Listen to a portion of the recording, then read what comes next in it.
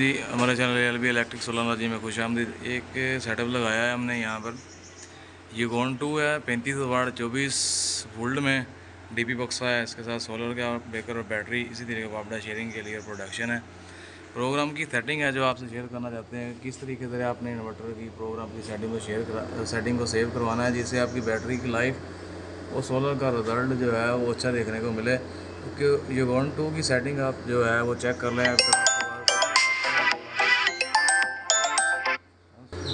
Programme की setting है कि प्रोग्राम की ट्रेडिंग यूकॉन 2 की किस तरीके से सेव कराएंगे, बैटरी का चार्ज और डिस्चार्ज पॉइंट हमने किस तरीके से सेव करवाना है।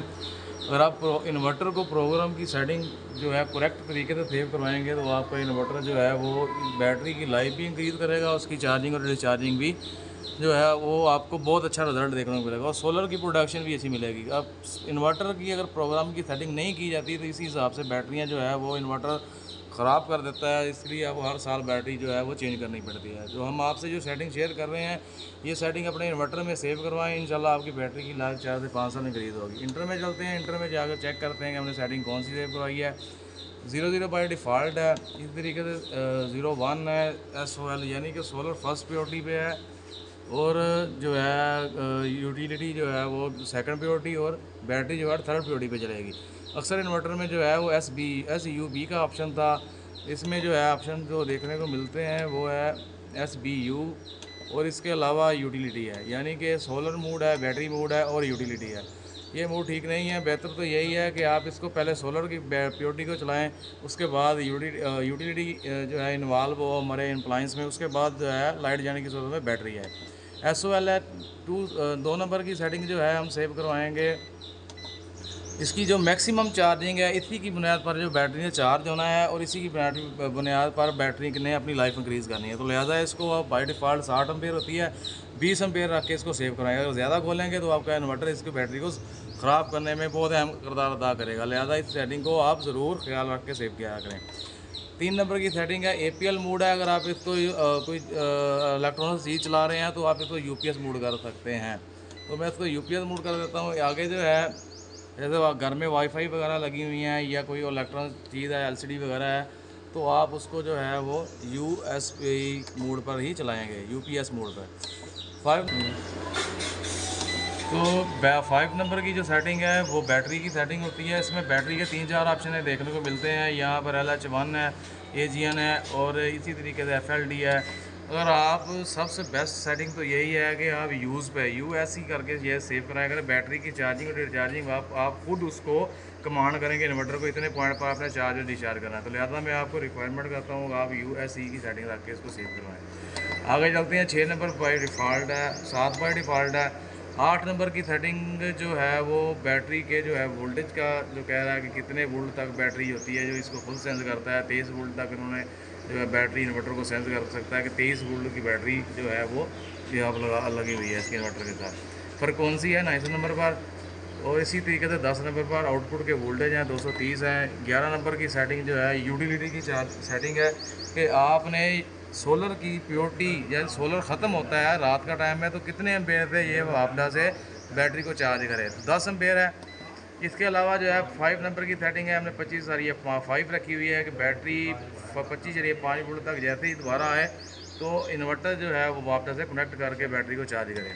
13 नंबर की सेटिंग है, इस पर अक्सर लोग जो है फुल कर देते हैं, 29 कर देते हैं, ये फुल बैटरी। इस फुल ऑप्शन को नहीं करना चाहिए। इससे आपकी बैटरी जो है वो एक तो पानी बॉयल करके बाहर आएगा और बैटरी के सेल हीट होकर गर्म हो जाएंगे। तो लिहाजा बैटरी को जो है आपने सेव करवाना है वो 28 वोल्ट तक सेव करवाना है। ये 24 वोल्ट इन्वर्टर है, 14 के पॉइंट की 2 बैटरियाँ आप जमा करेंगे तो 28 वोल्ट बनते हैं। तो 13 नंबर की सेटिंग को 28 वोल्ट रख के सेव करवाएं। इसको कभी भी फुल नहीं कराना चाहिए, 29.5 या 28.5 नहीं करना चाहिए, इससे बैटरी ख़राब होगी। तो 28 वोल्ट तक सेव करवाएं। 14 नंबर की सेटिंग बाय डिफ़ॉल्ट है। 16 नंबर का सोर्स होता है कि आपने बैटरी को किस पॉइंट पर चार्ज कराना है। CSO यानी पहले सोलर है फिर वापडा है। इसके बाद अगर आप वापडा से चार्ज नहीं करवाना चाहते तो आप जो है OSO करेंगे, यानी कि सिर्फ जब सोलर आएगा तब भी बैटरी चार्ज होगी, वरना बैटरी चार्ज नहीं होगी। इन्वर्टर ऑटो सेंस करके इसको चार्ज कराएगा। ये सिर्फ सोलर के लिए होता है। अगर आपने कहते हैं कि हमारा सोलर से बैटरी चार्ज हो, उसके बाद अगर ज़रूरत पड़े तो वो वापडा से भी चार्ज हो, तो आप इसको CSO करके सेव करवाएँ। 18 नंबर बाय डिफ़ॉल्ट है। 26 नंबर की तरफ चलते हैं, बाकी सेटिंग बाय डिफ़ॉल्ट रहेंगी। अलार्म्स वगैरह की सेटिंग है। 26 नंबर की सेटिंग पे चलते हैं। यहाँ पर जो है वो कट ऑफ वोल्टेज पूछ रहा है बैटरी के कितने होने चाहिए। तो यहाँ पर अगर 14 दो बैटरी है, 13 की बैटरी होती है।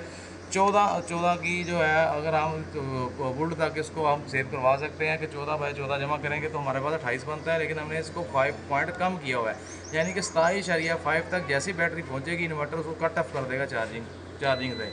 तो इसको जो है अक्सर लोग जो है वो काफ़ी ज़्यादा रख देते हैं, जिससे आपकी बैटरी जो है वो ख़राब हो जाती है। बैटरी भी जो है वो अपनी लाइफ भी इंक्रीज़ नहीं करती। बैकअप तो आपको फौरी तौर पर मिल जाता है, लेकिन बैटरी जो है वो अपनी जो है 1 साल के अंदर अंदर ख़त्म हो जाती है। तो लिहाजा इसको जो है बैटरी की कैपेसिटी के हिसाब से ज़रूर सेव करा करें, लाजमी है ये। जो फ्लाइंग वोल्टेज है 27 कितने वोल्ट से हमारी बैटरी चार्ज हो, तो बेस्ट वोल्टेज जो है वो 27 वोल्टेज है।